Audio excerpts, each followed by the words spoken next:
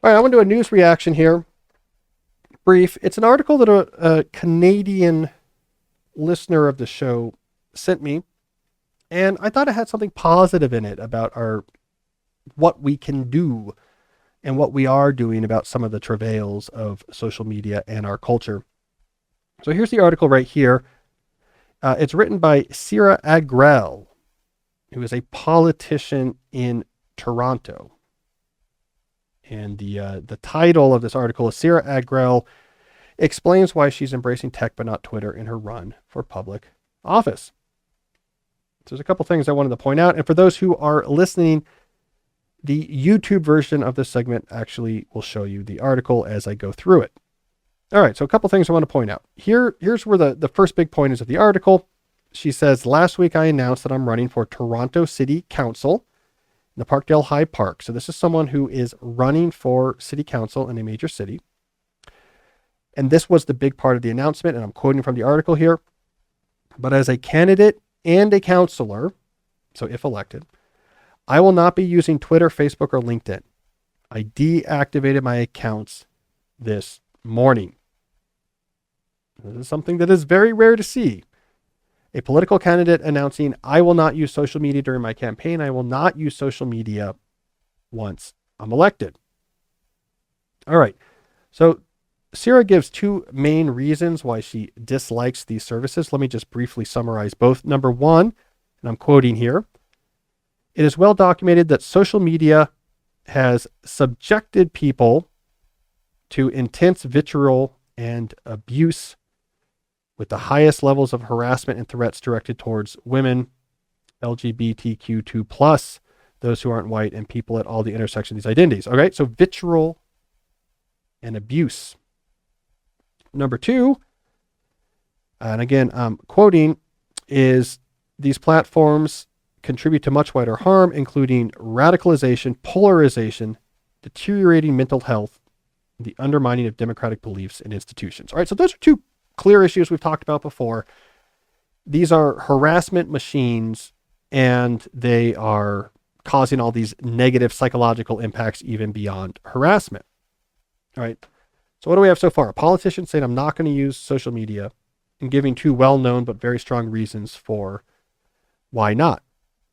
All right, now we get to the part that gave me hope. I think this is very interesting. She says, this does not mean I'm not using technology. She goes on to talk about all the ways she will be using technology to connect with people. So they built out this fancy website, and I'm quoting here, that will make it easy for people to share information with their friends and neighbors on whatever platform they like. And I hope you will share this article too.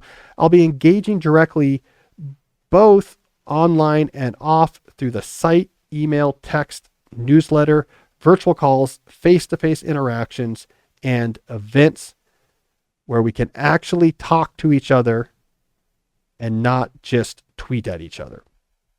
This is the thing that I like.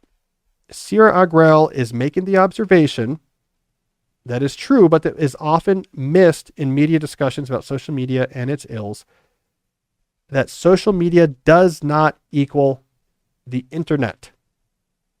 To say I'm not going to use social media is not the same as saying I am not going to use the modern internet to connect with people, to hear from my constituents, to hear what their issues are, to know what's going on.